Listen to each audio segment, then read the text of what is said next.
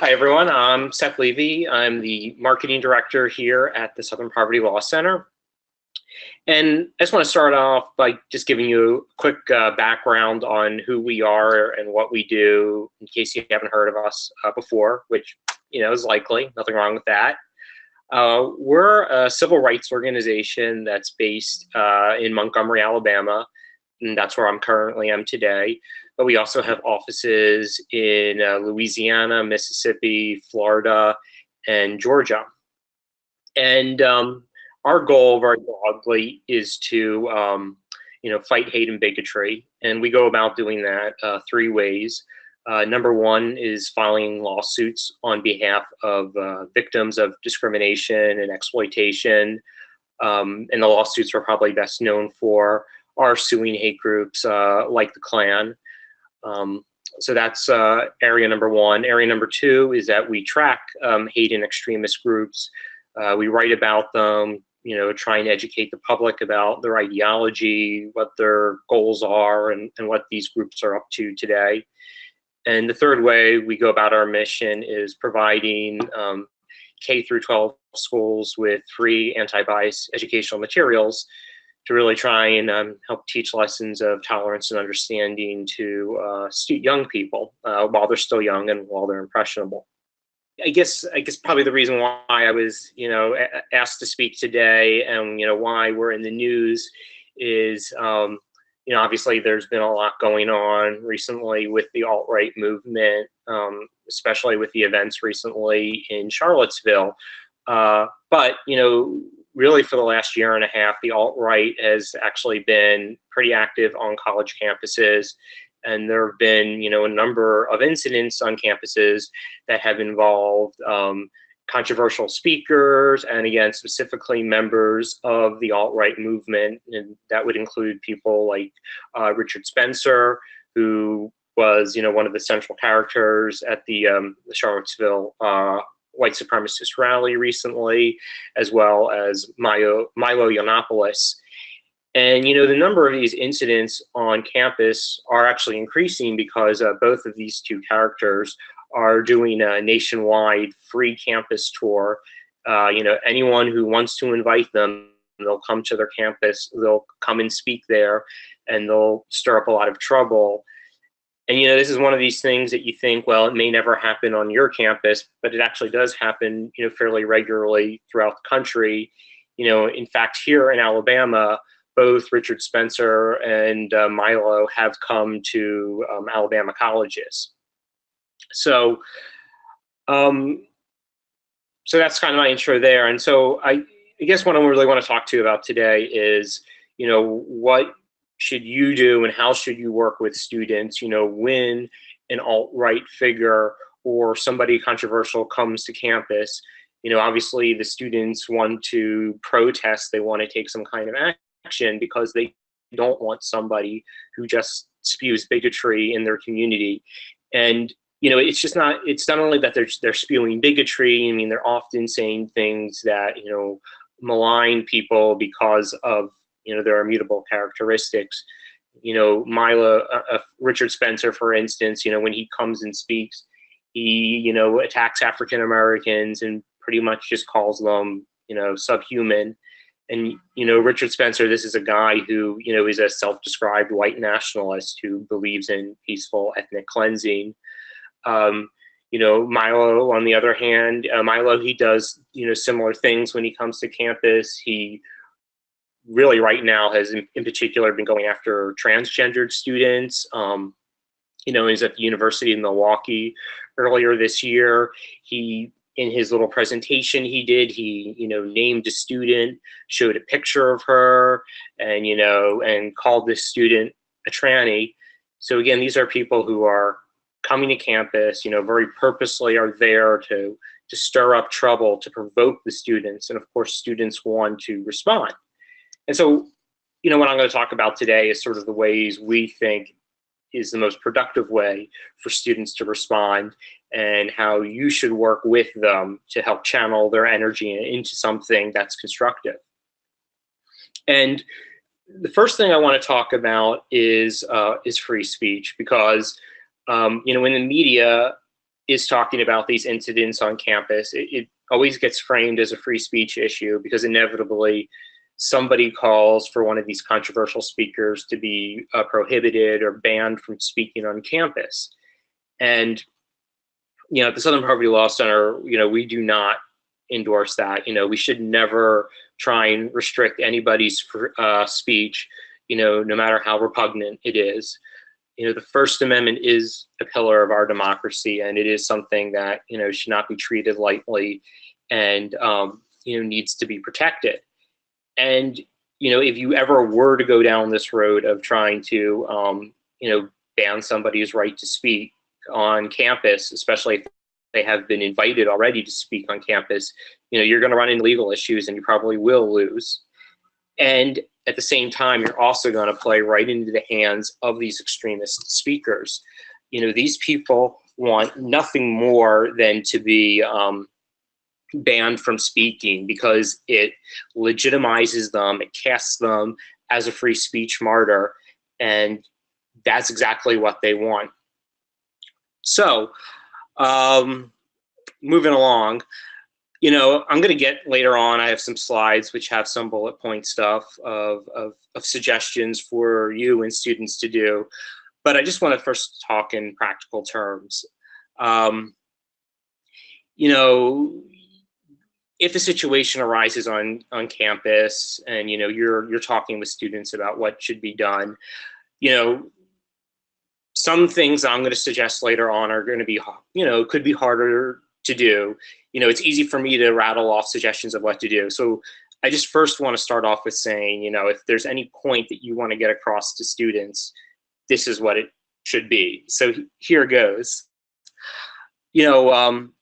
Extremists coming to campus and speaking, this is nothing new. David Duke, for instance, got his start at LSU in the 1970s, causing trouble there. And of course, protests on campus have, predated him, obviously going back to, integration and the Vietnam War in the 50s and 60s.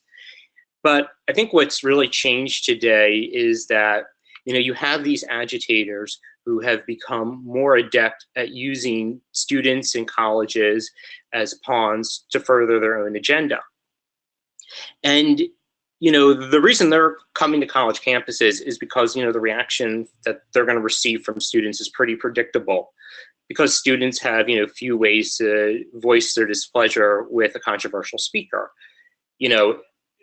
Think of it this way: if Richard Spencer was invited to speak at your place of worship, you'd have many ways to protest that. You could stop making donations to the congregation. You could even refuse to resign. You could even say you're going to resign or resign. And, students don't really have these options when somebody is coming to campus who they feel like, again, is maligning their fellow students. And this is why students are often, feel like all they can do is have some kind of big counter protest or, call for the speaker to be banned. And, these alt-right speakers, their sole goal is to create a media circus. That's why they're pushing the buttons of students, because like I was saying before, they want to see a big protest, because that's going to earn them a lot of free media. And then, like I was saying before, they would love nothing more than to get banned from speaking so that they can file a lawsuit, win that lawsuit, and suddenly be this First Amendment martyr. And then nobody's actually talking about the hateful things they were saying. They're able to totally change the narrative, to criticizing the students and criticizing, quote, liberal academia. And so this is really why, I think my advice to students immediately is that you have to be very thoughtful and cognizant about what are the goals of these speakers. Again, these people are up to, far more things than just trying to speak on campus. One of their goals is, again, to really attack universities and attack again, spin this narrative where they're going to claim that universities are, enemies of free thought. And then at the same time, there's this whole cottage industry of bloggers and, news websites that are also just looking for, the opportunity to push this false narrative of liberal academia being out of control, and that, it's trying to somehow regulate speech and thought, and that specifically its diversity programs are the culprit. And whatever is going to happen on campus in terms of a protest or a counter demonstration, it's going to be taken out of context in the worst possible way. So you just have to tell students that, no matter what they do, even if they ignore the advice you give them, that they just have to be really careful not to do anything that's going to benefit these controversial speakers somehow. The bottom line is that these people are trolls, and you don't want to do anything that's going to feed the troll. And really, the worst thing that could happen for these alt-right speakers is that nobody shows up to their speech. Nobody shows up to protest it. Simply nothing happens. There's no media story there. So, and last bit of advice I'll quickly say that you should also give to students is also, just be mindful that whatever action it is that you take, it is going to be recorded. It is going to be deceptively edited and posted on Facebook and seen by millions of people. And so, your students may only be 18 or 19 years old, but they're going to find themselves, sort of thrust into the media spotlight if one of these speakers is coming to their campus and they're deciding, as they should, to take action some way. And, you should never discourage them from wanting to do anything. I think it's admirable that, again, that they recognize that these speakers have a hateful ideology, that they're, again, attacking students on campus and they want to do something. But I think, there are more effective courses of action that they can take than others. And so now I'm going to get over to my bullets. So again, just a quick slide, when these people show up on campus, everybody wants to protest. And so again, what I'm going to get into is what I think is the right way to protest. And so I think number one, as I was saying before, is you don't want the students going down any road where they're going to be calling for somebody to be banned from speaking. Because again, that's exactly what these people want, and it runs counter to our democratic ideals that everybody has the right to speak. And I think what's really important for you as administrators is to keep in mind that, just because everybody has the right to speak, that doesn't mean you have to be neutral about the content of the speech. If one of these people is coming to your campus and you find the hateful things that they're saying is offensive, you should definitely very clearly voice your disagreement with these people, that, that they do not share your values or the university's values. And so your next goal is to really work with the students to help empower them so that they feel like there is a real meaningful action they can take to push back against these speakers. So I think, number one, the first thing you can do is really to just learn everything you can right now about the alt-right before they arrive on campus. As I was saying before, you see this stuff in the news, you may think, oh, a controversial speaker is never going to come to our campus. We're never going to become, the focus of the media cycle. But as I was saying before, these people are, on the doing college tours nationwide. So it's more likely than you may think that they could show up. And so, one, I definitely encourage you to learn all you can about the alt-right, about these various speakers that are out there. And, see, is your school being mentioned in some online blog? Is there any assess the likelihood that these people may show up? And, a lot of times people find out at the very last minute that a speaker has been invited. You know, these things are sometimes orchestrated months in advance. So I think it would behoove you, you know, just to sort of take a look at whatever your college or university's process is for inviting people to speak on campus. And, you know, if this is something that's arranged in advance and is, you know, open to, you know, review by anyone, you know, look at that and see if you can identify if something actually is going to happen, you know, sooner than later, so you can take preparations for that. And, you know, I think, again, as I was saying before, you should do, you know, again, as much research as you can about the alt-right. You should begin to become subject matter experts about it. Let's keep going on.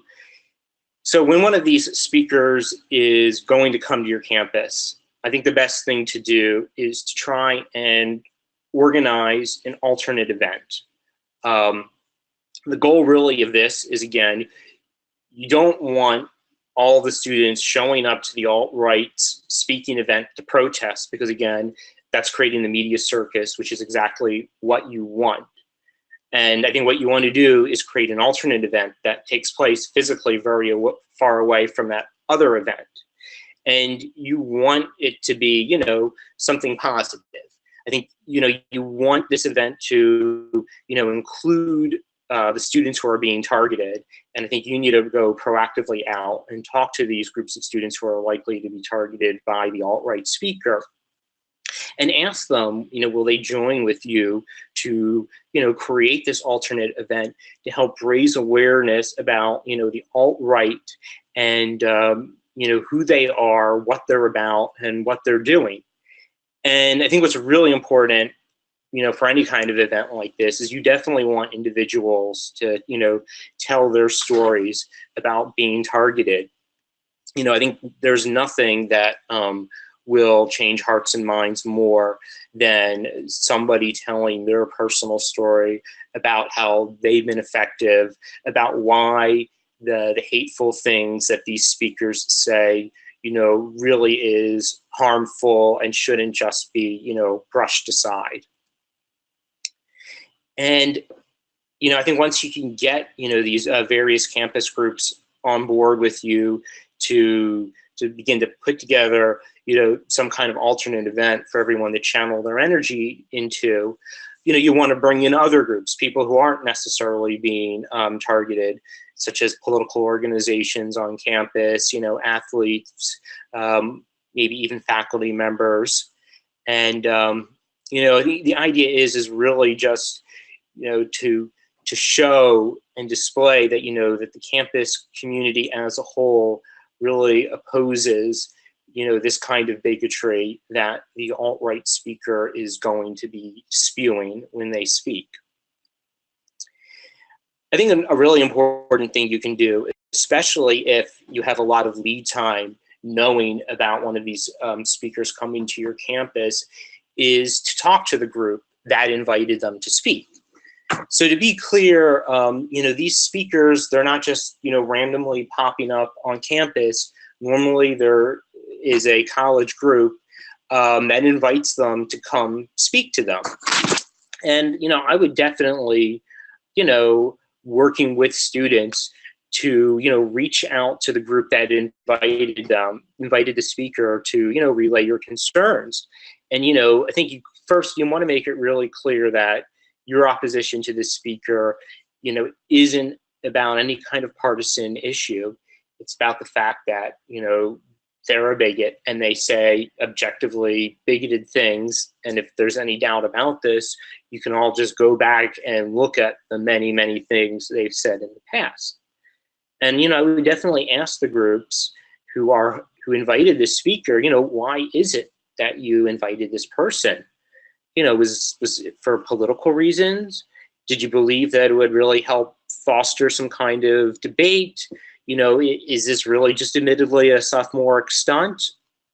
And do you really even understand, what it is that the alt-right wants. And, and again, just asking them even the basic question of, have you viewed what these people have said in the past when they've appeared on other college campuses? And the one advantage you have is that a lot of their talks tend to be recorded and posted on the internet. So, there's no great mystery about what these people say. And I think it's, again, it's important for students to tell their stories about being targeted by this kind of hateful speech to the group that invited the speaker. Because again, you don't want it to be, you, the college professional, the adult lecturing the students. You really want to be, creating a dialogue that's between students, because, if anything's going to sway anybody's mind, it's going to be the students talking to each other, not you talking to the students. And, if there is enough lead time, when you're talking to the group that invited the alt-right or other controversial speaker, you should say, okay, given everything we have just shown you, would you consider rescinding the invitation? So that's kind of, the overview of, what I would suggest of doing is, again, let me turn my camera on 1 sec so you can all see me. Just sort of the recap on it is, again, you want, so that students aren't just going and doing, some kind of protest that's ultimately going to backfire on them.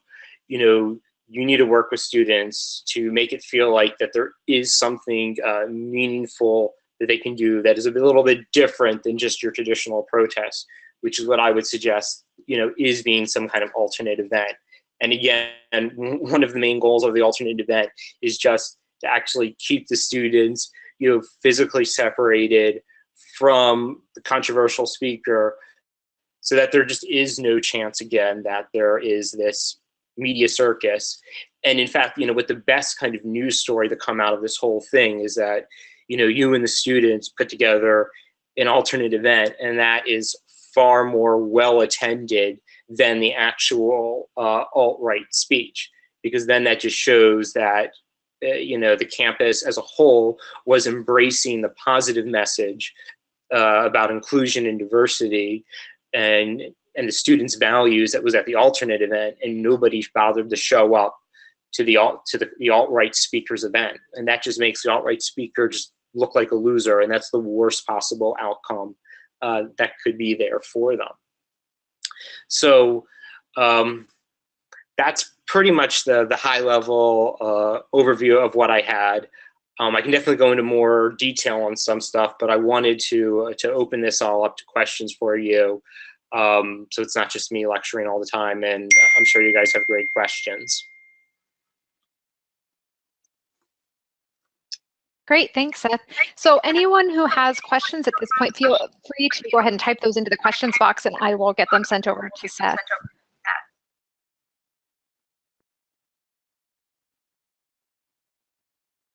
And Seth, I'm wondering in the meantime if you have any examples of alternate events that have gone really well on campuses that you're aware of.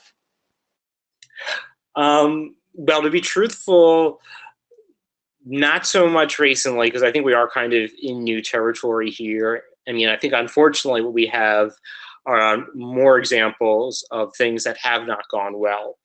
And that's actually kind of really where, sorry for that dinging in my background. Somebody keeps trying to text message me, and I thought I'd turn those alerts off.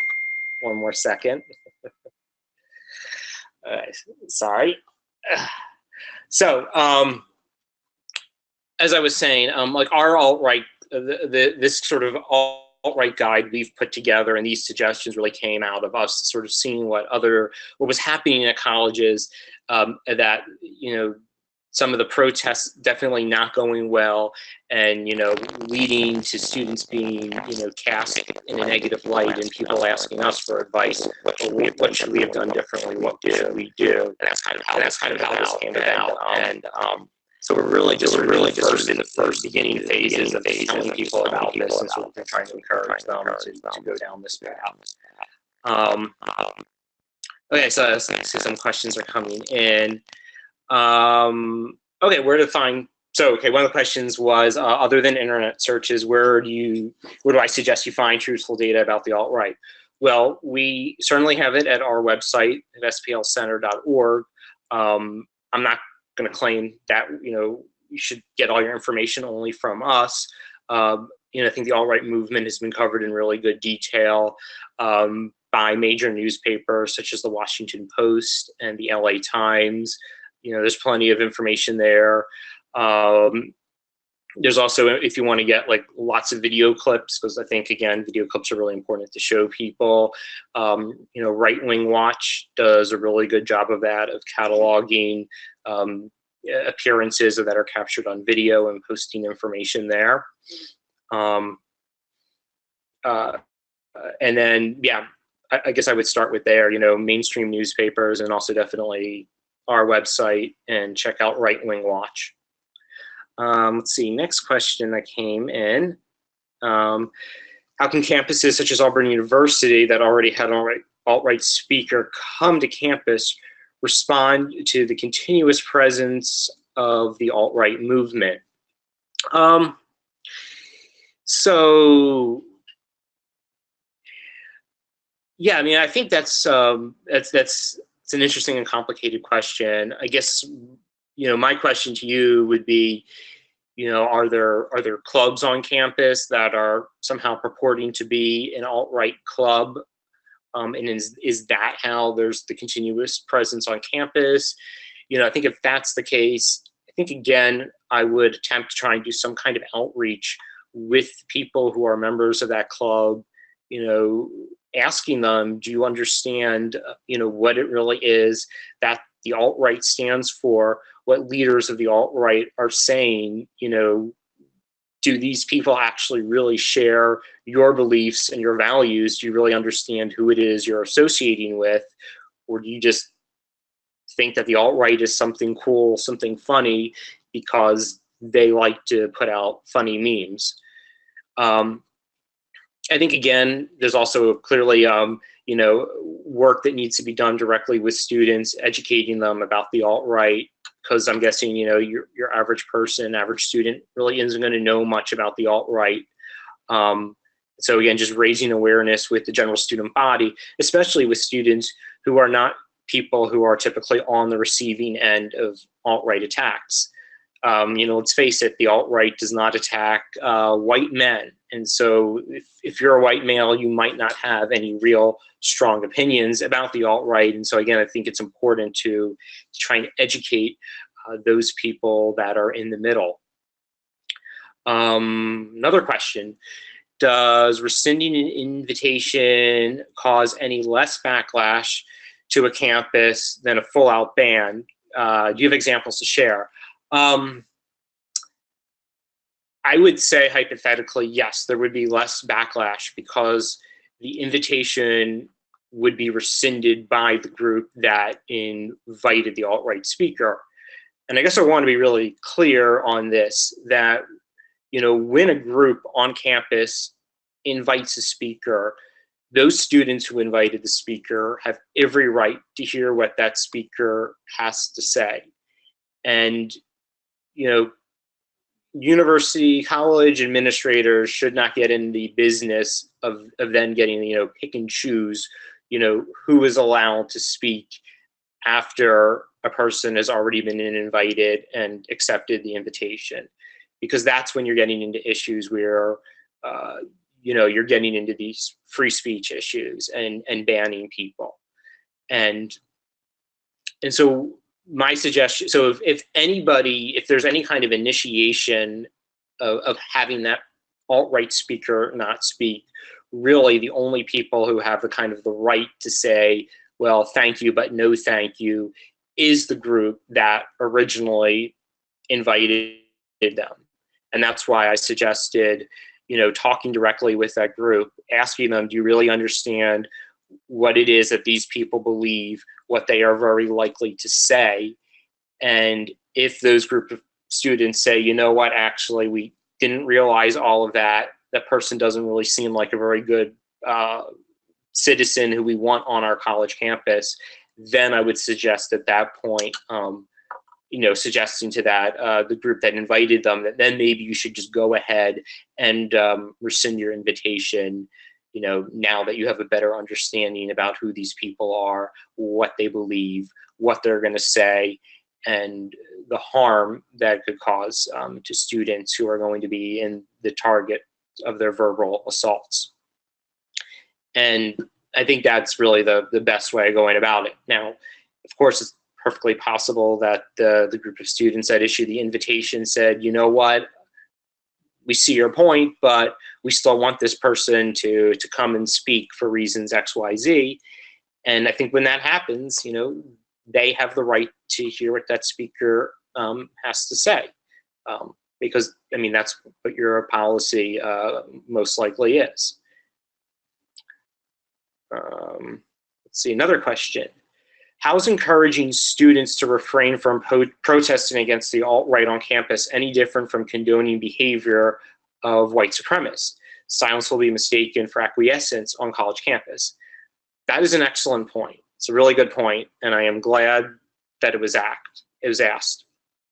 I think the distinction I'm trying to make today is I guess I'm saying if you're going to protest, I think I'm talking about more of what the form of protest should take.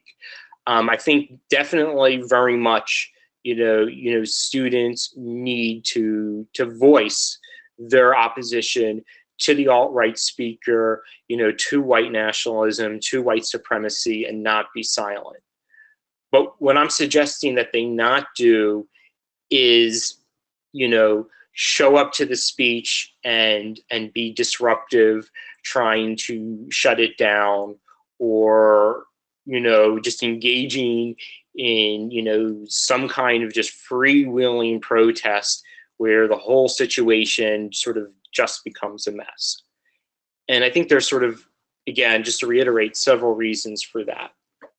I think one reason is that that freewheeling protest or trying to shut down the speaker by coming into their speech and constantly interrupting them, that's what they want to happen, because they're going to use that to make themselves, look like a free speech martyr, and then accuse the students of trying to shut down free speech.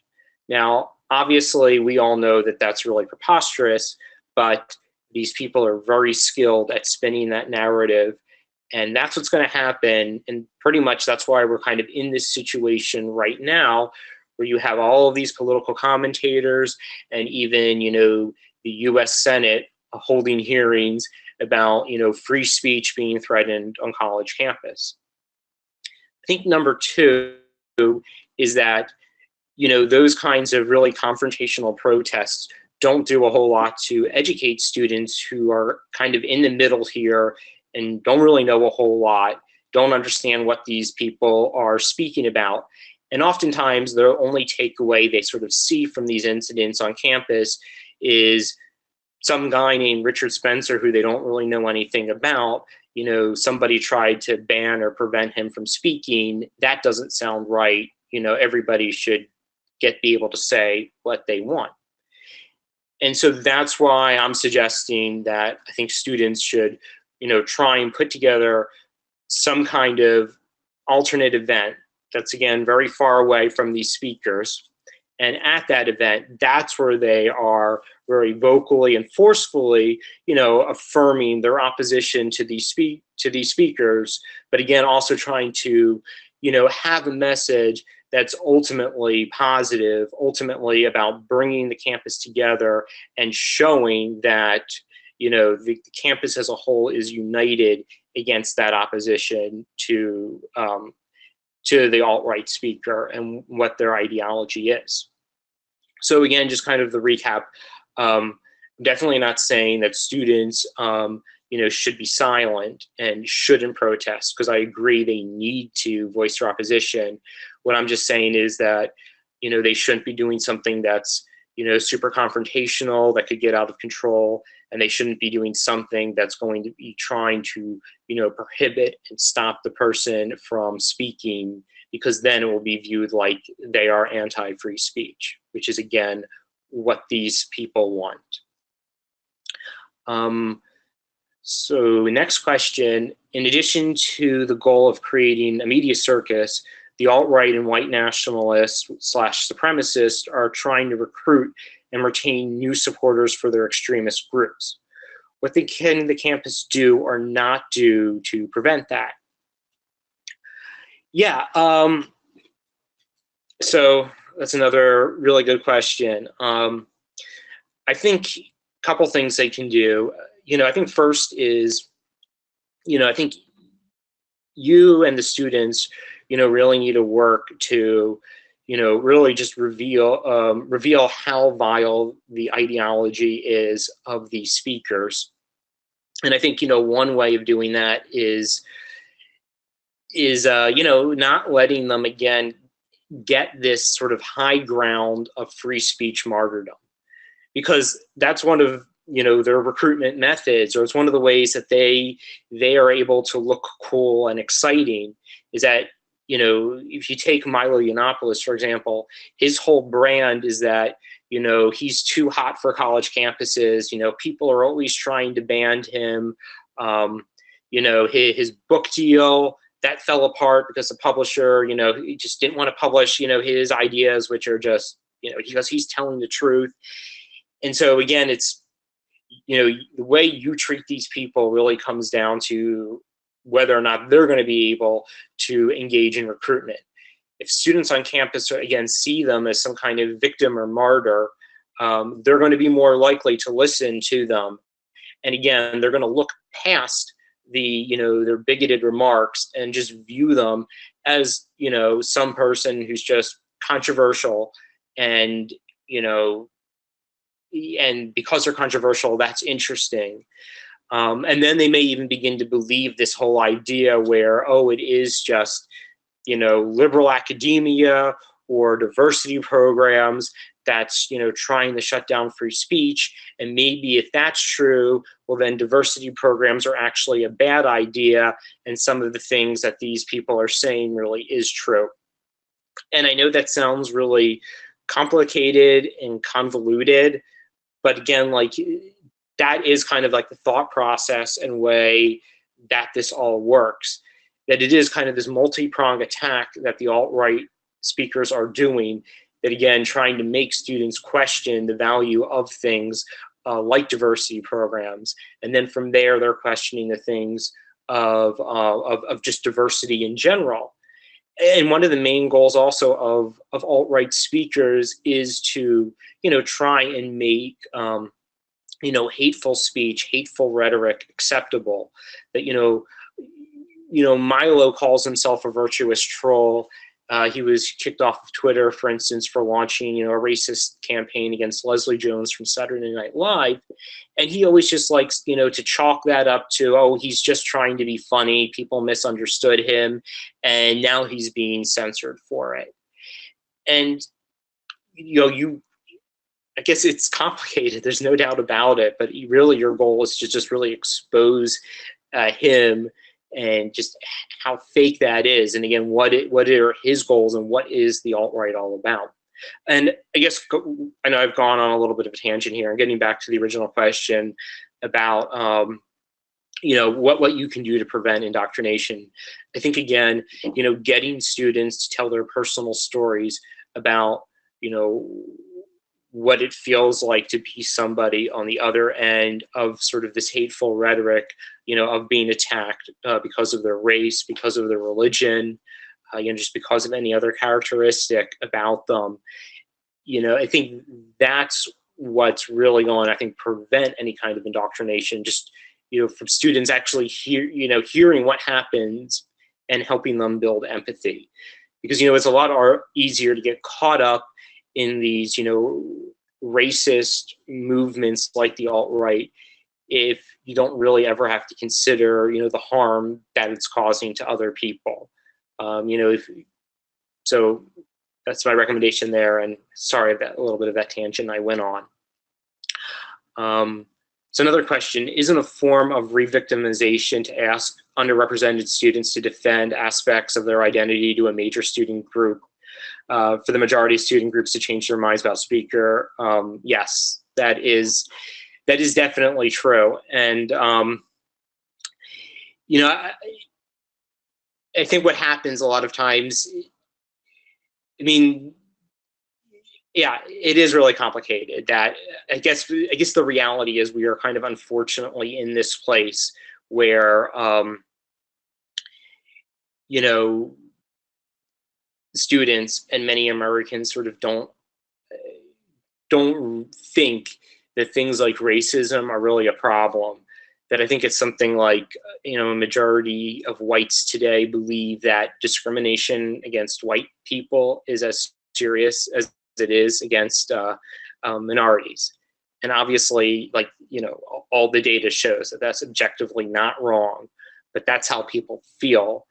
And, you know, I think that then puts people in, you know, the unfortunate situation of having to actually educate, you know, fellow students. Well, you know, actually, let me tell you my story, because what you're saying is just, you know, objectively wrong. I mean, you know, they shouldn't have to do it, but I feel like, again, this is kind of where we are, because so many people have these beliefs that are just, you know, based on, you know, are just, you know, I guess they believe them, but it's just completely not true. And yeah, I mean, again, we are kind of in this situation where we do have to tell the majority group, the majority of whites, well, you may feel that this reverse racism is a real thing, but it's actually not true. It's kind of absurd we have to say this, but considering how many people believe it, it has to be said.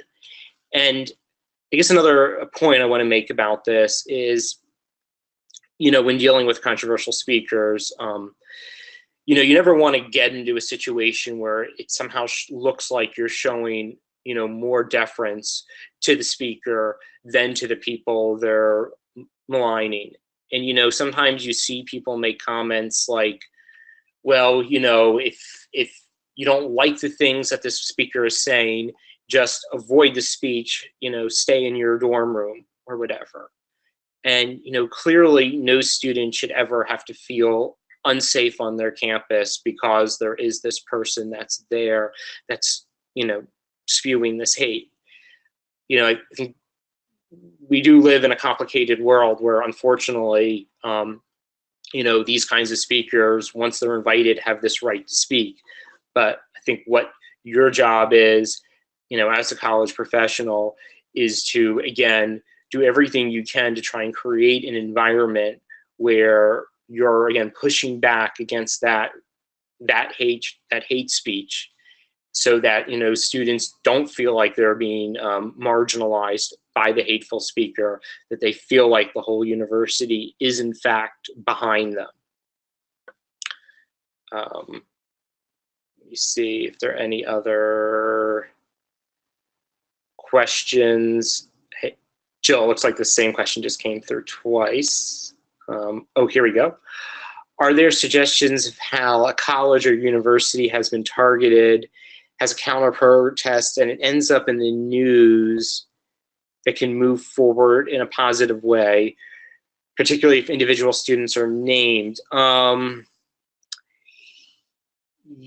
Yes, but I am not going to do a good job at the moment answering this question. And so, Jill, if it's okay with you, I want to like send out a follow-up, because I'm afraid I'm going to bungle this and not give a good advice here and be as thoughtful as I want. But again, just to say the question for everyone here again, it was, are there suggestions for how a college or university who has been targeted and then has had a counter protest and then ends up in the news in a positive way? I just want to give that one a little more thought and follow up with you later with some examples. Yeah, sorry to kick that. And then another question, I mentioned an alt-right guide. Can you talk about where campuses can get this guide and if there are other resources for campus from SPLC? Sure. I have a just copy of a guide here. It's on our website in PDF format. I'm also happy to mail anybody hard copies if they want that. If you just go to splcenter.org, it should be floating there as one of the top news items, or you can just do a search for alt-right on campus. And then after this, I'll ask Jill to go ahead and send out the URL to it. In terms of other resources for campuses, we're definitely in the process now of developing more guides like this. We also have staff here that this is their job to work on these issues on college campuses. And so if you have any questions or you feel like you need help, we're here for you. Please feel free to reach out. Another thing we're doing is providing speakers, if that's something that you would find helpful. And in fact, we're doing, there is an event at Berkeley next week about the alt-right on college campus. And, the students asked us if we could provide somebody to speak on that. And so one of our writers and researchers from our intelligence project that, works primarily on researching and investigating alt-right and extremist groups is going to come there and speak. And that's definitely, again, a resource we can provide to colleges, again, speakers and any kind of one-on-one expert advice. Next question, can you talk about SPLC on campus and how you're working with these groups to combat alt-right efforts on campus? Sure.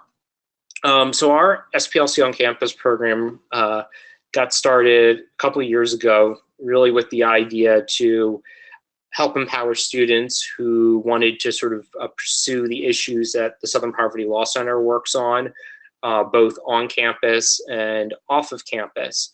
And recently, I guess this whole alt-right thing has kind of exploded on us. And so I wouldn't say we've shifted our focus, but we have begun focusing more on working with our SPLC chapters on trying to make these students the subject matter experts on the alt-right, so that they can try and do many of the things I was talking about to you today when the alt-right comes to college campuses. Because again, the people who are going to be most persuasive on this issue are students talking to fellow students. And obviously I think students are more than capable to organize and put together counter protests and even engage in counter messaging on social media to educate their fellow students about who is Milo Yiannopoulos, what is it that he really believes.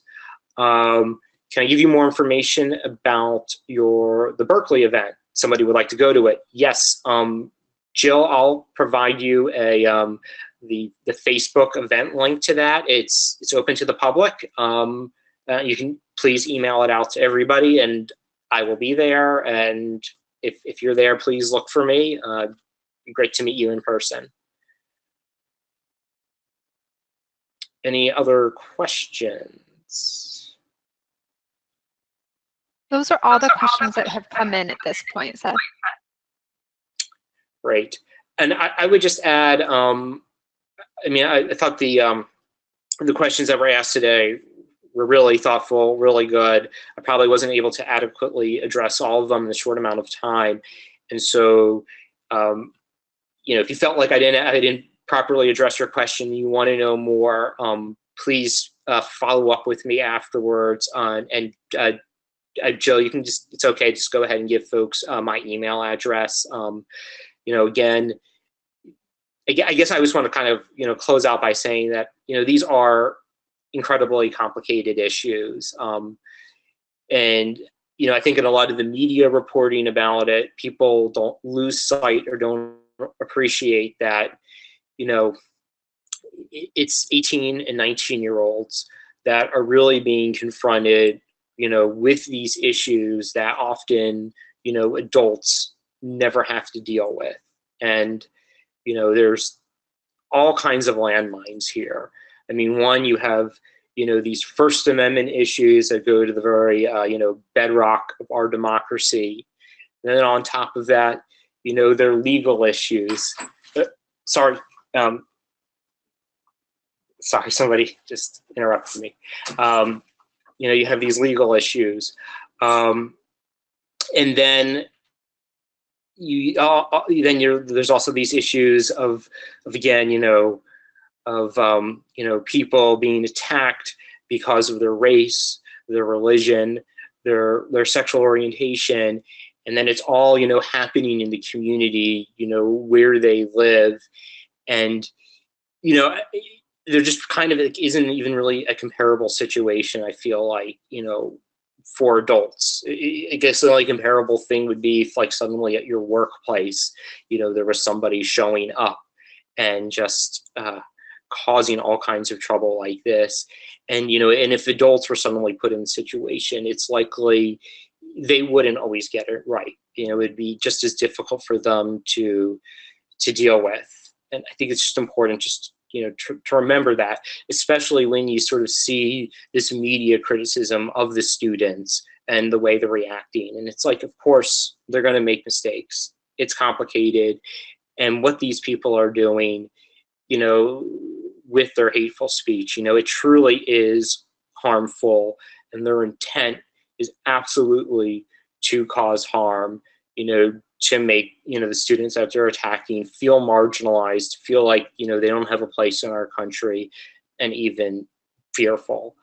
And it's no doubt that you guys have an extremely difficult job in these times, especially with, these bigoted, speakers having decided that, they're going to make college campuses their battleground.